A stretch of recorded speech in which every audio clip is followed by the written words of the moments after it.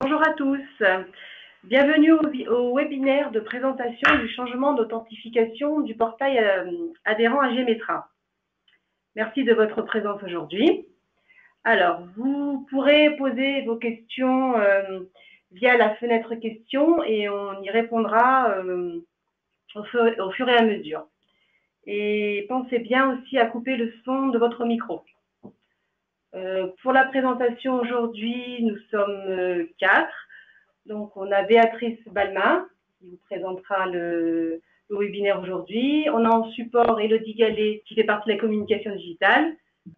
Fabrice Atavo qui est responsable du service relations adhérents. Et moi-même, Amani Farida, secrétaire administrative au sein du SRA, service relations adhérents. Alors, donc bienvenue. Donc, ce changement d'authentification, comme cela vous a été présenté à plusieurs reprises, c'est aujourd'hui qu'il démarre au niveau de ce webinaire. Un petit sommaire de ce que vous allez pouvoir voir ce matin. Donc déjà les objectifs de ce changement d'authentification. Un petit retour rapide sur les dates clés qui vous ont été communiquées.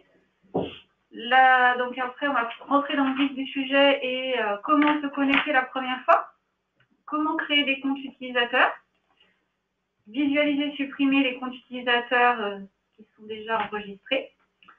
Ensuite, comment chaque utilisateur va pouvoir accéder à son espace, réinitialisation du mot de passe, changement du mot de passe et de modification de votre profil. Et enfin, un petit rappel rapide des fonctionnalités du portail.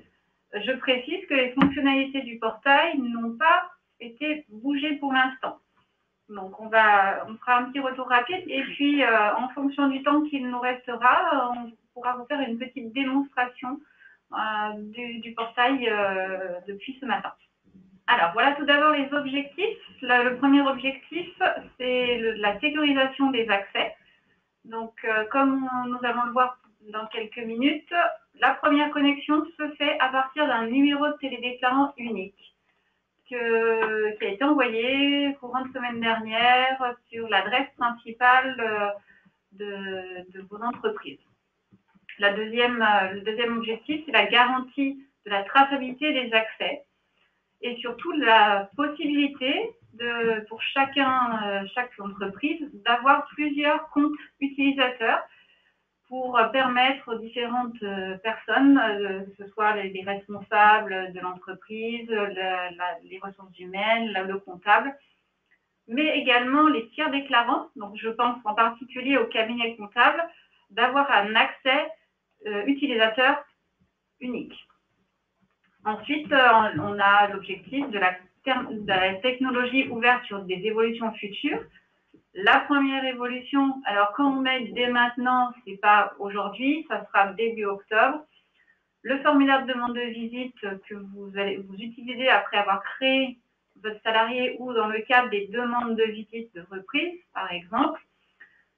Les modifications des affectations d'adhérents, ce sera en temps réel. Il n'y a plus de délai entre le moment où il y a un changement de médecin ou un changement de centre et le moment où vous pouvez utiliser le formulaire. Alors, quand on dit sans délai, c'est à peu près une trentaine de minutes par rapport à ce qui se faisait aujourd'hui. Et le formulaire de demande de visite qui sera pré-rempli au niveau de la partie haute, donc toute la partie adhérent que vous remplissez manuellement actuellement. Et donc, dans un avenir non déterminé, un accès spécifique aux informations en fonction de l'utilisateur. Donc, c'est-à-dire que le comptable n'aura peut-être accès qu'aux factures. La personne en charge des convocations pourra uniquement demander des rendez-vous, créer des salariés, débaucher des salariés. Donc ça, c'est pas pour tout de suite. Un petit retour rapide sur le planning donc, de ce changement d'authentification. Une première information date du 15 juillet avec un article sur le journal L'Objectif Santé Travail, donc numéro 26, qui est en ligne également sur notre site internet, que vous avez reçu bien sûr par email. Le 29 juillet, un premier emailing d'information qui vous a été envoyé annonçant ce changement d'authentification. On a ensuite le 27 août un deuxième emailing de nouveau d'informations et vous indiquant un petit peu les modalités de déploiement et surtout la date de ce changement, donc qui est aujourd'hui, je répète. Et enfin, le 15 septembre, l'envoi d'un courrier postal sur l'adresse principale de vos entreprises avec le numéro de télédéclarant correspondant. Donc, quand on dit 15 septembre, en fait, le courrier a été fait le 15 septembre, il a été posté le 16. Et enfin, par contre, vous avez reçu un emailing d'information avec l'information que le courrier postal est parti et vous rappelant votre numéro d'adhérent à utiliser. Alors, on va rentrer maintenant dans le vif du sujet sur la connexion que vous allez pouvoir utiliser aujourd'hui. Donc, depuis notre site internet www.agemetra.org, vous allez cliquer sur « Accéder à votre espace », qui est un bloc qui se situe en haut à droite de notre site internet, et vous allez arriver sur cette fenêtre-là, où vous allez pouvoir cliquer sur le bouton « Connexion ».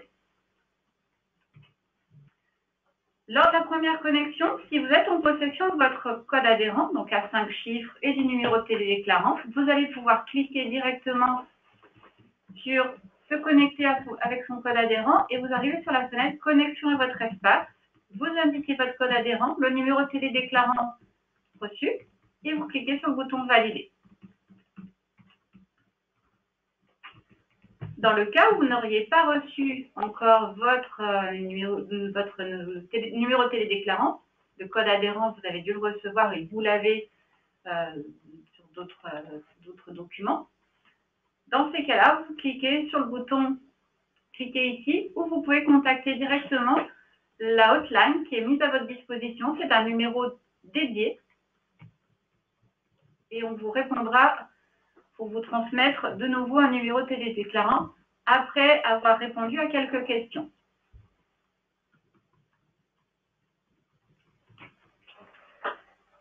Donc, comme on l'a dit tout à l'heure, vous avez la possibilité, avec ce compte administrateur, de créer des comptes utilisateurs. Donc, une fois que vous aurez saisi votre numéro d'adhérent, votre numéro de télédéclarant, vous pouvez créer différents comptes. La première chose, c'est d'indiquer l'adresse email de la personne. Éventuellement, si c'est un tiers déclarant, donc on vous rappelle qu'un tiers déclarant, c'est une personne morale qui dispose d'un mandat pour agir en son nom, de son mandat, et ainsi réaliser des actes pour ce tiers. Donc bien souvent, ce seront vos cabinets comptables, mais ça peut être d'autres personnes à qui vous donnez un accès utilisateur. Et ensuite, vous cliquez sur le bouton « Créer un compte ». L'utilisateur qui va être créé va recevoir un email pour accéder à son espace. Il va pouvoir se créer lui-même son mot de passe. Lors de la création d'un compte utilisateur, bien sûr, donc il y a l'adresse email, mais il y a également le nom, prénom, la fonction de la personne. Et vous avez la possibilité, en plus de l'adresse email, de rajouter un numéro de téléphone portable. On verra tout à l'heure à quoi sert ce numéro de téléphone portable. Une fois que vous avez créé le premier compte utilisateur, vous pouvez, sur la même fenêtre, retourner à la liste des utilisateurs pour créer un nouveau compte utilisateur. Vous n'êtes pas obligé de nouveau vous connecter avec votre identifiant, votre numéro d'adhérent et votre numéro de télédéclarant pour refaire la création d'un nouveau compte. Vous avez également donc la possibilité de visualiser les comptes que vous avez créés et supprimer éventuellement les comptes qui n'ont plus lieu d'être. Donc là, ça se passe toujours après la saisie de votre numéro d'adhérent et de numéro de télédéclarant. La visualisation du compte, donc c'est les fenêtres qui sont en vert. Donc on a bien la liste des utilisateurs de l'entreprise et en dessous la liste des utilisateurs tiers déclarants. Et la petite poubelle qui est située à droite vous permet de supprimer l'accès à un compte utilisateur directement. L'utilisateur donc va pouvoir accéder à son espace. Donc il va donc indiquer son adresse email. Lors de la première connexion, il clique sur réinitialiser son mot de passe. Il a 3 possibilités, soit de recevoir son mot de passe par email, par SMS, et donc attention, si c'est par SMS, il faut bien sûr qu'il y ait un numéro de téléphone portable qui ait été renseigné par l'administrateur, donc celui qui a le compte télédéclarant, avant. Et ensuite, autre, c'est donc pour avoir une assistance utilisateur, donc la hotline dont je vous parlais tout à l'heure. Première possibilité de réinitialiser le mot de passe, donc par email, avec la réception sur la boîte mail d'un lien qui permettra de réinitialiser le mot de passe. Donc là, ensuite, il y a juste un critère de sécurité de 8 caractères au moins pour créer un nouveau mot de passe et une confirmation de mot de passe avant de réinitialiser son mot de passe. Donc, je précise par rapport à cette réinitialisation de mot de passe, parfois, c'est pas parfois, le lien, en fait, si vous cliquez sur le lien réinitialiser mon mot de passe, vous arrivez sur un navigateur Internet Explorer qui n'est pas forcément qui des fois, parfois ne fonctionne pas bien. Donc là, vous pouvez, en faisant un clic droit sur cette fenêtre réinitialiser mon mot de passe, vous pouvez copier le lien et l'ouvrir dans un navigateur type Chrome ou Firefox pour plus de possibilités d'affichage. Deuxième possibilité, donc réinitialisation du mot de passe par SMS. Donc là, vous allez recevoir sur votre téléphone mobile un mot de passe temporaire avec un message du type le mot de passe de votre espace personnel est. Vous allez avoir des chiffres, des lettres. Vous retournez dans votre espace, vous indiquez ce mot de passe provisoire et vous validez. Donc, une fois que vous êtes dans votre espace adhérent, en haut à droite de la fenêtre, vous avez votre nom, là où il y a la petite main, il y a votre nom d'utilisateur. Il suffit de cliquer dessus et vous allez avoir la possibilité de modifier votre mot de passe. Attention, n'allez pas trop vite pour supprimer le mot de passe reçu par SMS parce qu'il va vous le demander avant de modifier le mot de passe. Donc, conservez bien ce mot de passe jusqu'à ce que vous le modifiez dans votre espace. Troisième possibilité, donc c'est la réinitialisation du mot de passe en cliquant sur « Autre ». Vous allez donc envoyer votre demande sur l'adresse portailadhérent@agimetra.org en indiquant votre code adhérent et votre numéro de téléphone. Et du coup, on vous recontactera, on vous répondra et on reprendra contact avec vous pour voir la problématique. En cliquant sur « Récupérer un nouveau mot de passe », vous retournez sur la page précédente où vous avez la possibilité de recevoir de réinitialiser votre mot de passe par email et par SMS. Alors, lorsque vous êtes connecté à votre espace utilisateur, vous avez la possibilité de modifier le mot de passe, on en a parlé, mais également de modifier votre compte. Donc, toujours en cliquant sur votre nom d'utilisateur en haut à droite de la fenêtre de la page espace adhérent, édition de mon profil, donc vous pouvez modifier les éléments, votre nom, votre prénom, fonction, et c'est là que vous allez pouvoir rajouter le numéro de mobile et ensuite valider. Deuxième possibilité, donc modifier mon mot de passe. Là, encore une fois, comme je vous le disais précédemment, il faut bien indiquer l'ancien mot de passe avant d'indiquer le nouveau mot de passe et de le confirmer. Sur cette fenêtre également, vous avez la possibilité de vous déconnecter. Enfin, donc un petit rappel des fonctionnalités de ce portail dont je vous disais qu'il ne change pas aujourd'hui. Les fonctionnalités sont les mêmes qu'hier. Donc la première possibilité, c'est de créer un nouveau salarié. Par contre, vous ne pouvez pas effectuer en une seule opération la création du nouveau salarié et la demande de rendez-vous. Ça, c'est un élément qui nous est beaucoup demandé. On travaille dessus, mais ce n'est pas d'actualité. Vous avez la possibilité de modifier le poste de travail, la fonction, le contrat de votre salarié, de vos salariés. En revanche, vous ne pouvez pas modifier le nom, prénom, la date de naissance et la date d'entrée dans l'entreprise de vos salariés. S'il y avait des erreurs, des modifications, des ajouts, il faut vous rapprocher de votre centre médical où les assistantes médicales pourront effectuer cette démarche. Vous pouvez également ajouter et ou clôturer des expositions de suivi individuel renforcé, SIR, ou de suivi individuel adapté. En revanche, vous ne pouvez ni les supprimer, pas les supprimer, celles qui sont déjà enregistrées. On a besoin de garder une traçabilité des expositions qui ont été déclarées. Donc, on peut les clôturer, mais pas les supprimer. Vous pouvez sortir un ou plusieurs salariés en lot.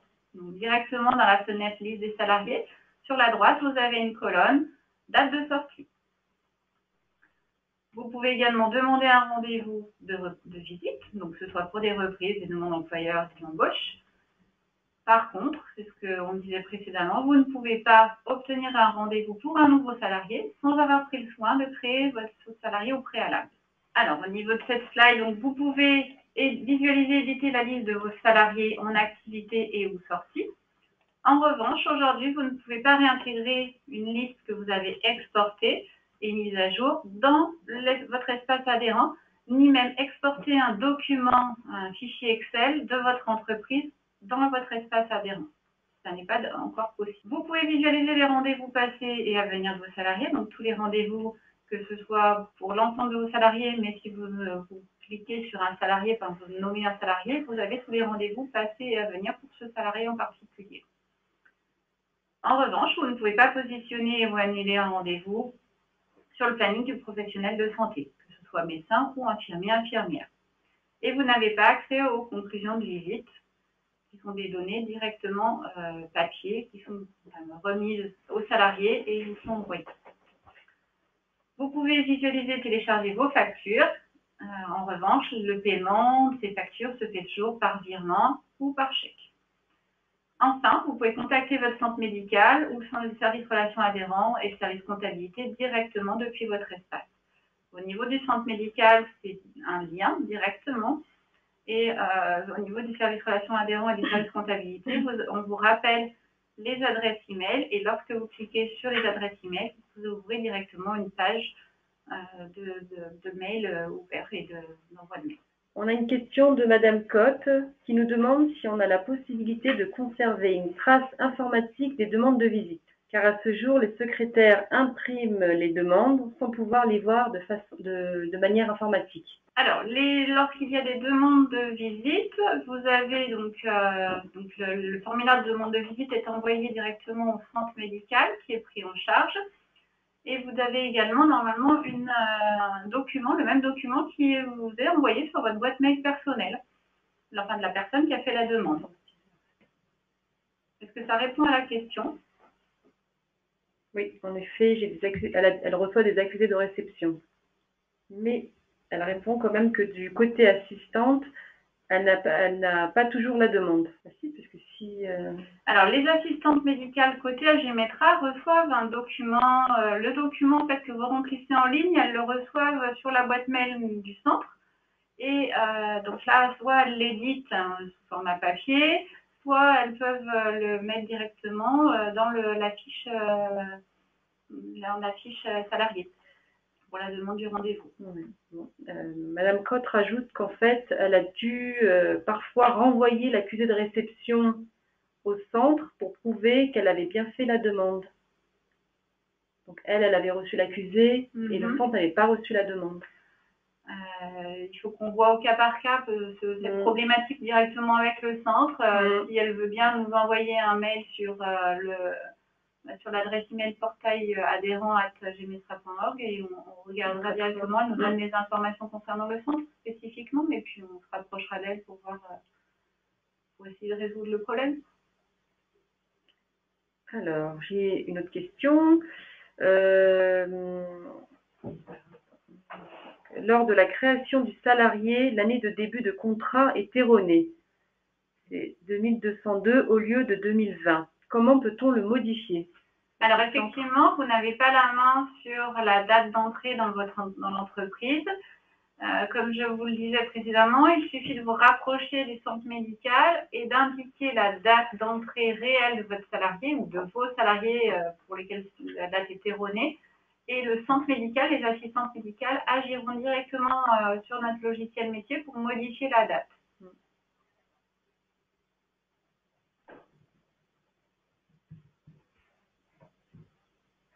Alors, on précise aussi que la mise à jour des dates d'entrée du salarié n'est pas faite même après plusieurs demandes. Bon, ben ça, c'est des cas par cas, je pense qu'il faut... Même chose, là, effectivement, envoyez-nous un mail sur portailadhérent@gemetra.org en nous précisant, bien sûr, votre code adhérent, le centre médical dont vous dépendez, et on se rapprochera du centre pour analyser tout ça.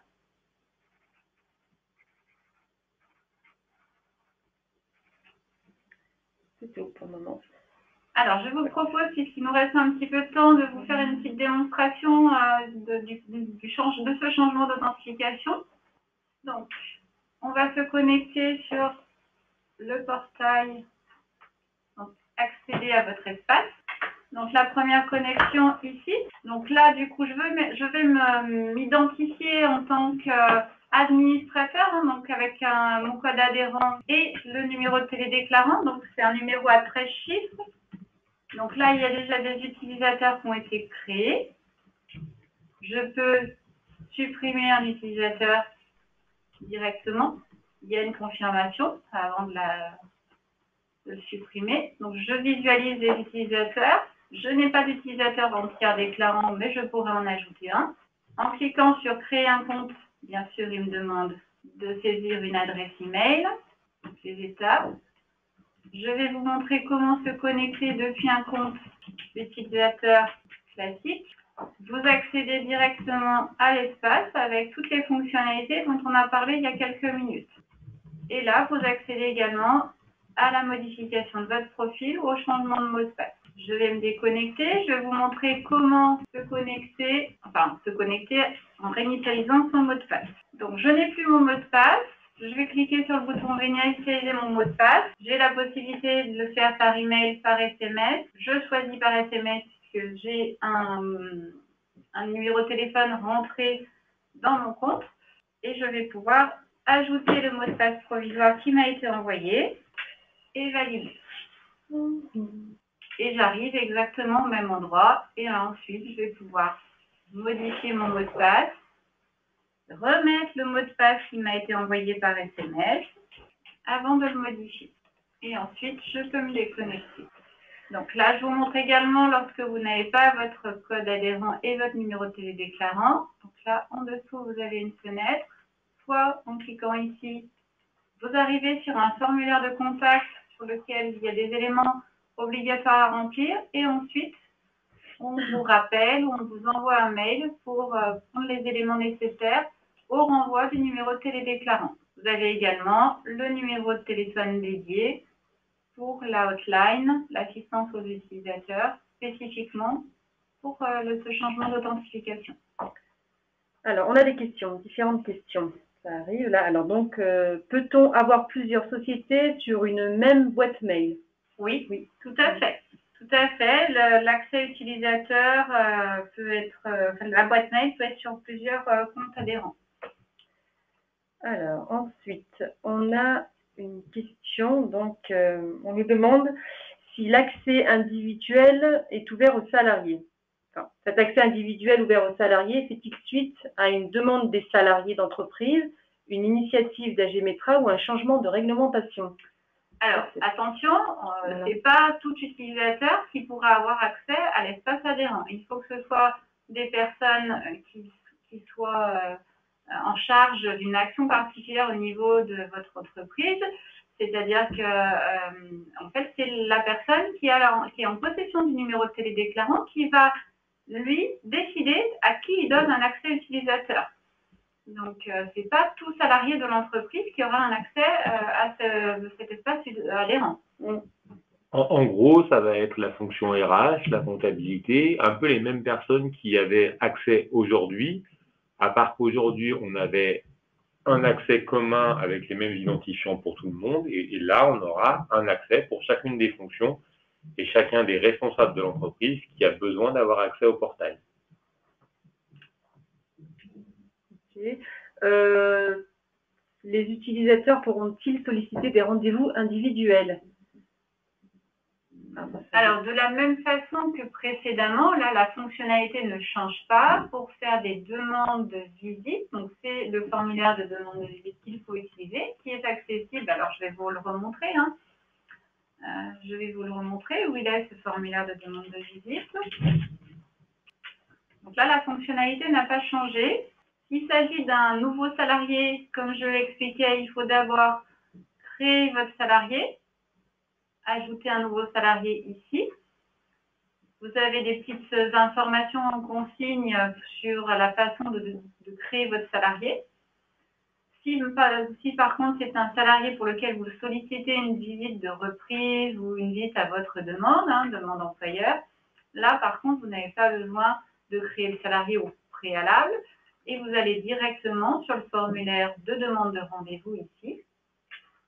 Là, comme vous le voyez, il n'y a encore pas les éléments dont je vous parlais ce matin. Donc, sur ce formulaire pré-rempli, c'est cette partie haute, donc qui sera pré-remplie avec votre numéro d'adhérent, la raison sociale, le nom du contact, de l'email contact et le téléphone de la personne qui demande le rendez-vous. Ça se mettra automatiquement. Vous n'aurez que la partie basse, donc avec le nom, prénom du salarié, date de naissance, les expositions et ensuite là, le type de visite demandé ici, avec les éléments de date d'arrêt, de reprise, s'il s'agit d'une reprise. Donc ça n'a pas bougé. Alors, question suivante. Comment fait-on pour donner des accès uniquement aux factures à la comptable et uniquement à la création des salariés à l'ARH? Alors, pour l'instant, c'est ce que j'expliquais, ça ne fait pas partie des évolutions aujourd'hui du portail. C'est dans un avenir dont on n'a pas la date, mais aujourd'hui, tout le monde a accès aux mêmes informations, tous les comptes utilisateurs ont accès aux mêmes informations. La seule chose, c'est qu'on a une traçabilité de qui a fait quoi au niveau de cet espace adhérent, avec quel compte utilisateur les informations ont été ajoutées, modifiées, supprimées, etc. Donc, c'est en ça qu'on avait besoin d'une traçabilité et d'avoir un compte par personne qui se connecte. Ce changement d'authentification était en fait le préalable indispensable pour mettre en place ces accès dédiés. Donc aujourd'hui, on reste sur un accès général pour chacun des utilisateurs, mais le fait d'avoir créé ces accès dédiés va permettre à terme de créer des profils dédiés avec des droits bien particuliers. Question suivante. Avons-nous la possibilité d'avoir la liste des salariés pour lesquels il nous faut demander le renouvellement des visites?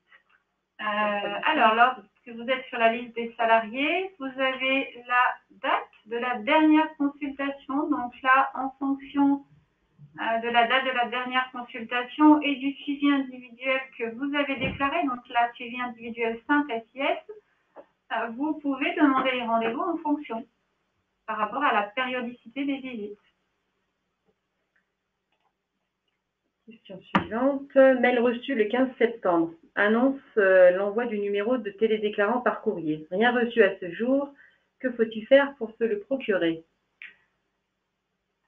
Alors, il devrait arriver donc sur l'adresse principale des entreprises dans les jours qui viennent. Si vraiment, je dirais d'ici une petite semaine, rien n'est arrivé, vous vous mettez en contact avec sur l'adresse mail dédiée portailadhérent@agemetra.org. On se remettra en contact avec vous en vous questionnant pour vérifier certains éléments et on vous pourra pour réinitialiser un numéro de télédéclarant. Question suivante. On ne peut pas demander une visite sur le dossier d'un salarié. Aussi, on évite de réécrire les informations déjà indiquées dans le contrat. Je pense que c'est une demande via le formulaire qui n'est pas encore pré-rempli. C'est toujours par rapport au formulaire. Donc, le formulaire, effectivement, n'est pas pré-rempli aujourd'hui. Il est donc à totalement réécrire par rapport à si c'est suite à une demande de création de salarié. Oui, il faut réécrire l'intégralité des informations sur le formulaire.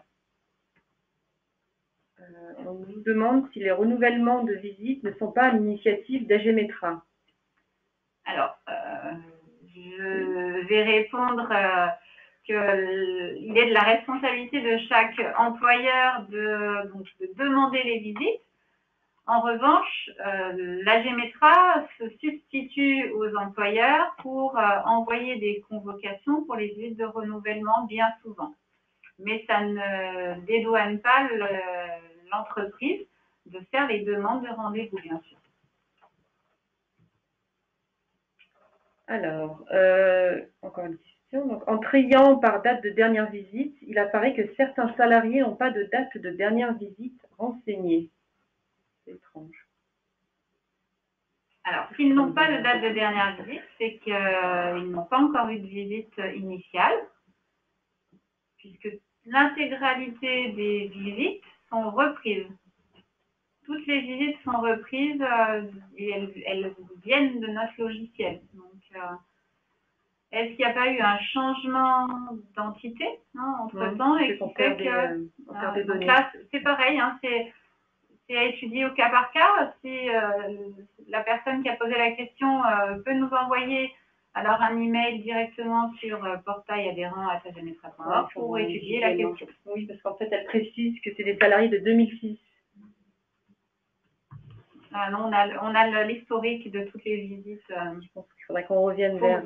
Faut étudier au cas par cas. Envoyez-nous un email sur l'adresse email dédiée et on regardera. Question suivante. Pouvez-vous nous préciser les délais entre chaque visite?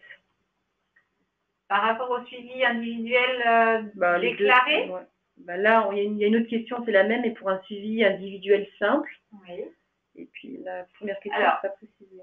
Le suivi individuel simple, ce sont des salariés qui n'ont pas d'exposition professionnelle en lien avec du suivi individuel renforcé ou adapté. Donc, ces salariés-là bénéficient d'un suivi tous les 5 ans maximum, d'une visite tous les 5 ans maximum. En ce qui concerne les salariés qui bénéficient d'un suivi individuel adapté, les visites ont une récurrence toutes les 3 ans maximum. Et en ce qui concerne les salariés qui bénéficient d'un suivi individuel renforcé, il y a une visite tous les 2 ans maximum. Il y a une question de Madame Bourget, mais que je n'ai pas vraiment compris. Elle dit juste l'intégralité des reprises à partir de quelle année? Je ne sais pas s'il faut que je remonte sur la question qu'elle avait posée un peu plus. Alors, uniquement la date de dernière visite est indiquée. Là, on est sur une fenêtre, seule la date de la dernière visite est indiquée. Donc, on n'a pas l'historique des visites salarié par salarié. On a uniquement sur cette liste la date de la dernière consultation.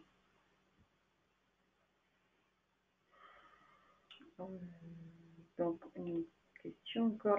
La loi ne dit-elle pas qu'il s'agit d'une visite avec le médecin et non l'IDE? Donc, normalement, c'est 5 ans avec le médecin, 5 ans avec le médecin et les visites IDE intermédiaires. Alors, il faut distinguer le suivi individuel renforcé. Donc, effectivement, la visite initiale est obligatoirement effectuée par le médecin du travail. Et ensuite, la visite suivante, qui est une visite intermédiaire, peut être effectuée par l'infirmier santé-travail, infirmier ou infirmière santé-travail. Donc, la visite qui a lieu 2 ans après en visite intermédiaire, elle peut être effectuée par l'infirmier-infirmière. Ensuite, passer la visite intermédiaire, la visite suivante qui a lieu 2 ans après, en examen médical d'aptitude renouvellement, elle a lieu de nouveau avec le médecin du travail. Donc là, c'est en ça qu'il y a une alternance entre le médecin et l'infirmier santé-travail. En revanche, pour tout ce qui est suivi individuel simple, indifféremment, le médecin ou infirmière santé-travail peut effectuer les visites. Madame Cotte précise donc que le salarié qui ne va pas bien ne verra jamais plus le médecin. Alors, le salarié ne verra plus jamais le médecin, ce n'est pas exact. Si le salarié a besoin de voir le médecin, il est toujours précisé à la fin de l'entretien qu'il a avec l'infirmière qu'il a la possibilité de solliciter à tout moment un rendez-vous avec le médecin du travail. Sans que l'employeur soit au courant. Tout simplement. Ça lui est, à ma connaissance, en tout cas, précisé à la fin de l'entretien qu'il a avec infirmière santé-travail. Une question sur le compte. Donc, Madame Fernandez, qui a créé son accès ce matin, demande comment elle doit ajouter d'autres utilisateurs. Alors, si vous êtes l'administrateur, donc c'est-à-dire la personne qui est en possession du numéro de télédéclarant, alors je vais vous le remontrer ici. Je me déconnecte. Donc, si vous êtes la personne en charge qui avait le numéro de télédéclarant, se connecter avec son compte adhérent. Vous indiquez votre code adhérent ici, le numéro de télédéclarant que vous avez reçu. Et là, vous cliquez sur le bouton « Créer un compte ». Alors, bien sûr, il faut avoir au préalable enregistré une adresse email. Je vais me remettre, mais cette fois avec un accès tiers déclarant. Je crée un compte. Il sera déjà attaché, donc je ne peux pas, mais vous allez avoir comme ça. Donc, j'ai déjà un compte.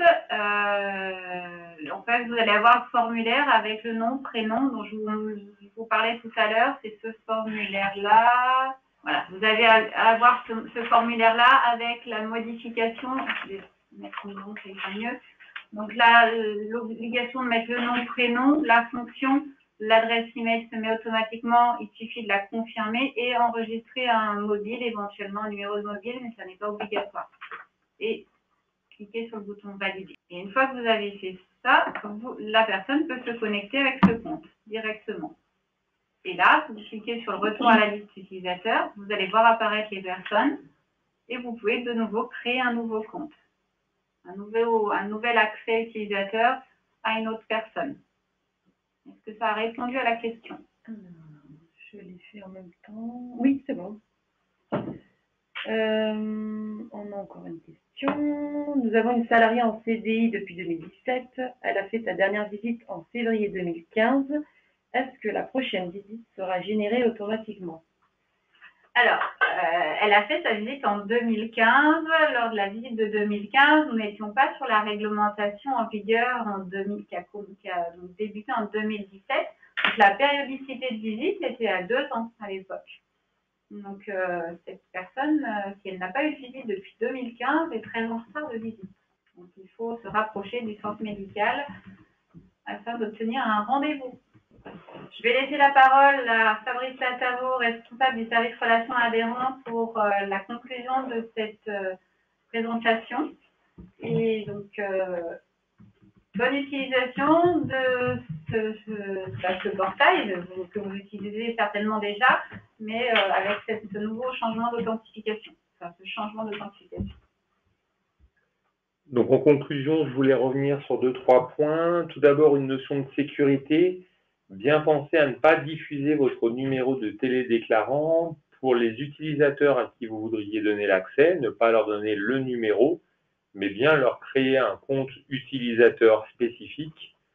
Ce numéro de télédéclarant est vraiment réservé aux dirigeants et à l'administrateur du compte principal. Donc bien penser à passer par la création de comptes utilisateurs. Ça, c'est une notion importante.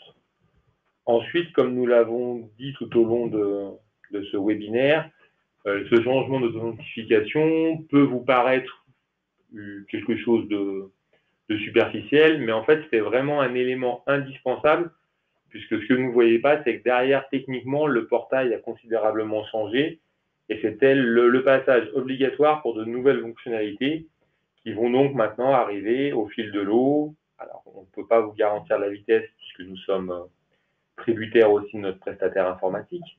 Mais voilà, le but, c'est vraiment que ce soit la première pierre en vue d'évolutions futures qui permettront de nouvelles fonctionnalités. Une chose plus générale sur l'importance du portail, c'est l'importance de la mise à jour régulière des listes salariées. Ça a un double intérêt, un intérêt économique, puisque ça permet de vous facturer au plus juste les choses. Parce que s'il n'y a pas de mise à jour, on risque de vous facturer des salariés qui ne sont plus présents et après d'avoir à générer un principe d'avoir qui n'est pas très, on va dire, pas très pertinent et pas très utile pour les uns et pour les autres. Et surtout, ça permet aussi de vous garantir le meilleur suivi, puisque plus vos listes seront à jour, plus on pourra convoquer les bons salariés en temps et en heure. Enfin, aujourd'hui, on a de nombreux appels suite à ce changement d'authentification du portail. Donc vraiment, on insiste, si vous pouvez passer au maximum par l'adresse mail portailadhérent@agemetra.org plutôt que par le téléphone, Ça nous permet de vous répondre, de vous apporter une réponse adaptée le plus rapidement possible et ça évite de saturer la hotline qui, malgré les moyens qu'on essaie de mettre en face, a du mal un peu à absorber tous les appels. Donc, si vous pouvez vraiment passer par portailadhérent@agemetra.org, on vous répond très rapidement et surtout, on peut vous apporter une réponse très ciblée et pertinente. Je vous remercie toutes et tous d'avoir suivi ce webinaire. J'espère que ça a pu vous apporter des réponses aux questions que vous posiez. Et je vous remercie et je vous dis à très bientôt. Merci beaucoup, au revoir. Merci à tous. Merci, bonne journée.